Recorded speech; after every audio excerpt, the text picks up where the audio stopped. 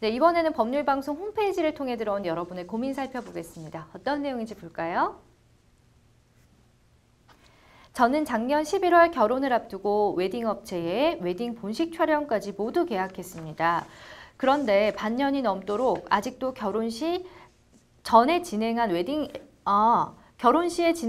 촬영 앨범을 받지 못하고 있습니다. 스튜디오에 전화하니 촬영 작업 비용도 아직 결제 전이라는 겁니다.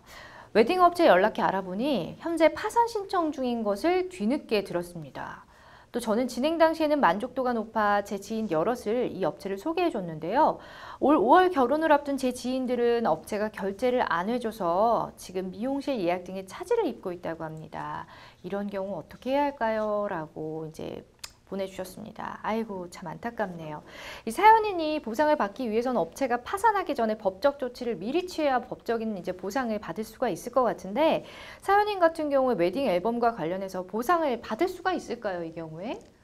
네, 이런 웨딩 컨설팅 업체가 사실 굉장히 영세한 경우가 많아서 네. 피해 사례가 좀 끊이지 않고 있는 것 같습니다. 네. 이제 계약 구조를 보게 되면은 이제 소비자가 웨딩 컨설팅 업체랑 이렇게 계약을 하게 되고 이제 웨딩 컨설팅 업체가 미용실이나 스튜디오 이렇게 각 업체들과 계약을 하게 돼서 어떻게 보면 소비자 입장에서는 각 업체들, 그러니까 사진을 찍어주신 스튜디오 이런 경우는 계약 관계가 없는 그런 상황인 거죠.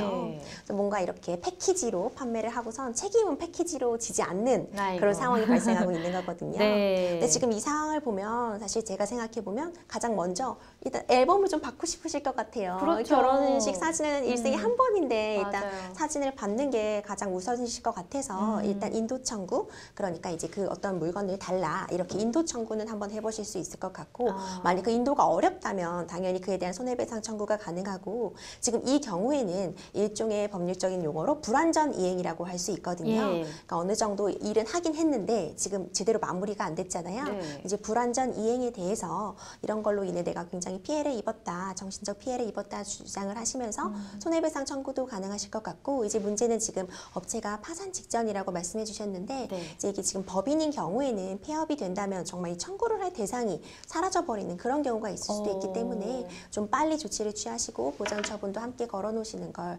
추천드리고 싶습니다. 파산 직전이니까 네. 되기 전에 빨리 좀 이렇게 보상을 좀 해달라고 얘기를 할 필요가 있겠네요. 근데 이제 중간 업체인 웨딩 화보 스튜디오에 돈이 지금 미지급되어 있는 상태라고 합니다. 이런 경우에는 사연인이 좀 안타깝지만 돈을 재지급해야 앨범을 수령할 수 있는 건가요? 어때요? 뭐 재지급이라기보다는 원래 계약은 저기 웨딩 그죠. 컨설팅 업체랑 했기 때문에 뭐 네. 임 변호사님께서 워낙 설명을 잘 해주셨는데 예. 그 계약 관계가 그 웨딩 컨설팅 업체랑만 존재하기 때문에 네. 실질적으로는 뭐 계약의 체결 주체가 스튜디오가 아니잖아요. 그렇죠. 그러다 보니까 일단 뭐 이걸 앨범을 받기 위해서는 그 자기가 이제 그쪽에 급부를 한 다음에 대신 먼저 갚아주고 그 돈을 이제 구상을 하는 형태로 가야 되는데 그런데 이게 파산 직전이고 하니까 파산 어떤 결정이 이제 파산 절차에 돌입하는 결정이 이제 네. 내려지기 전에 네.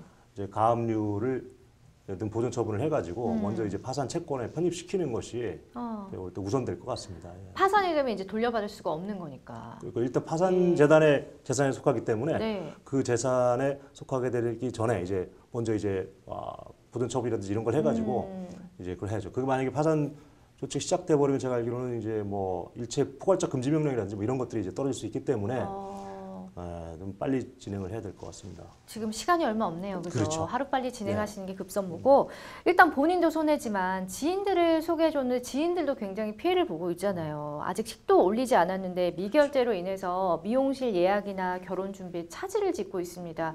이런 예비 신랑 신부들은 어떤 조치를 취할 수 있을까요?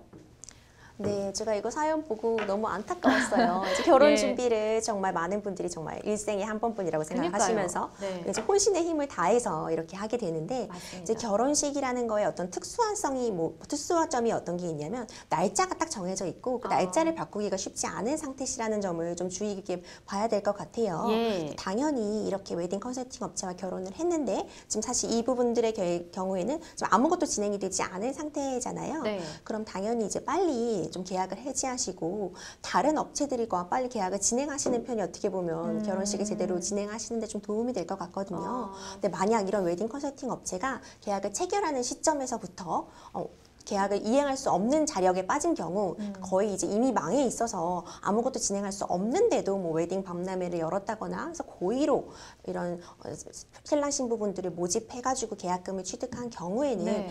사기죄로 처벌을 받을 여지도 있는데 이제 이런 부분은 입증이 필요한 부분이고 이제 지금 이런 경우에는 빨리 계약 해지를 하시고 계약금을 좀 돌려받으시는 그런 조치를 취하고 다른 업체를 찾아보시는 게 현명하지 않을까 그런 생각이 듭니다. 네, 아쉽지만 좀 현실적인 조언을 해주셨습니다.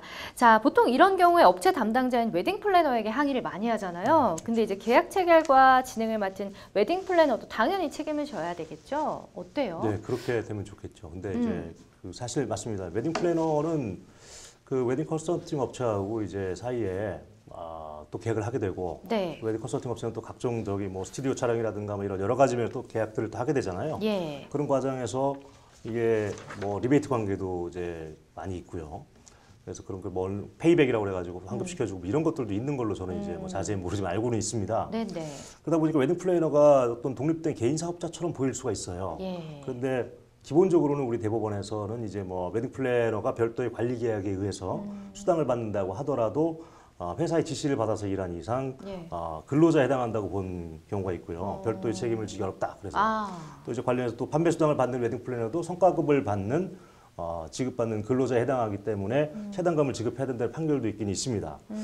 하지만 이제 뭐 예를 들어서 뭐 예전에도 이제 이런 개인 사업자 성격을 가지는 이제 웨딩 플래너 있잖아요. 네. 뭐 골프장 같은 경우 캐디가 있고 하는 것처럼 이런 분들이 이제 일체 진행을 자기가 다 도맡아 하고 처음부터 웨딩 컨설팅 업체가 있는지 없는지도 모르게 개인적으로. 그렇게 하고 자기가 전면에 서가지고 비용 또한 자신의 계좌로 다 받고 그러면 이제 뭔가 계약 체결 주체로서 AMF를 인정을 할 수가 있을 것 같고요. 예, 예.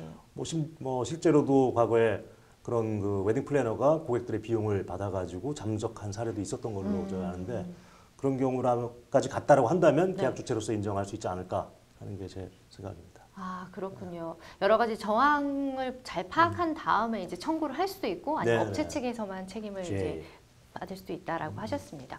요즘에 코로나 때문에 결혼을 취소하거나 미루는 경우 굉장히 많잖아요. 이런 경우를 하더라도 위약금을 내야 하는지도 궁금해요.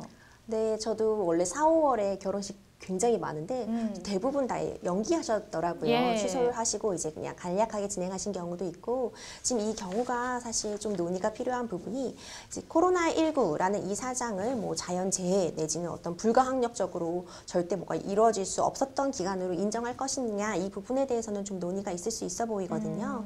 그럼 이제 웨딩홀 관련 이런 표준 약관에 따르면은 이제 소비자의 변심으로 취소를 하게 되는 경우에는 10% 정도의 계약금 10% 정도의 위약금을 물고 있고 예. 이제 또 아니면은 좀 일이 진행됐다가 중간에 취소하게 되는 경우에는 일이 진행된 부분은 제하고 나머지에서 이제 그 10%는 위약금으로 물게 하고 있는데 이제 이 경우는 지금 사실 소비자의 사정이라고 볼 수도 없기 그렇죠. 때문에 네. 지금 이제 실무적으로 보면은 어떤 이제 웨딩홀 이런 측에서 아무래도 좀 연기를 많이 해주시고 있는 것 같고 이제 위약금을 물게 되더라도 좀 액수를 조정해주시고 그런 상황이 많이 보이더라고요. 이제 아무래도 이건 정말 나라 전체가 좀 나서서 해결을 같이 해서 일어나야 되는 그런 상황이기 때문에 어떻게 보면 좀 서로 이해와 좀 조정이 필요한 그런 상황인 것 같습니다. 아, 법적으로 뭐 정해져 있는 그런 건 따로 없는 거네요, 아직까지는. 그렇죠. 이제 위약금이 약관에 정해져 있기 때문에 어떻게 보면 당연히 그 위약금을 내야 되는 게 맞다고 볼 수가 원래는. 있는데 예. 네, 약관에 정해져 있는 게 어떻게 보면 계약서 내용이기 때문에 근데 다만 이게 지금 누구의 사정이라고 할 수 있는 건지 저는 이 부분에 예. 있어서는 좀 의문이 남아서 예. 아무래도 위약금을 낼 수는 있지만 좀 조정을 해보시는 그런 걸 좀 추천드리고 싶습니다.